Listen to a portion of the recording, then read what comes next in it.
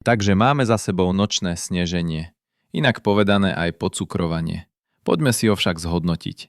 Oravská polhora, ktorá sa nachádzala v oblasti, kde sme už v predpovedi avizovali viac snehu, zaznamenala 5,9 mm zrážok, čo v prepočte na sneh predstavuje najpravdepodobnejšie približne 8 cm. Podobné údaje hlási aj stanica Martinské hole, kde to v prepočte vychádza taktiež okolo 8 cm snehu. Presuňme sa na východ Slovenska. Stanica Regetovka, ktorá leží blízko hraníc s Poľskom, namerala približne 5 mm zrážok, čo zodpovedá asi 7 cm snehu.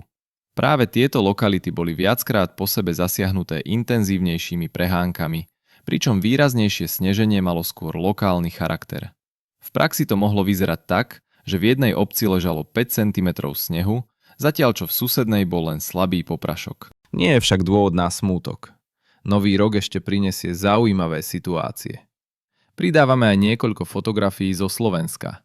Pocukrované bolo dokonca aj Hurbanovo, ako môžete vidieť na fotke. V Krompachoch to bolo taktiež biele a v Liptovskej Tepličke sneženie prebiehalo naozaj pekne.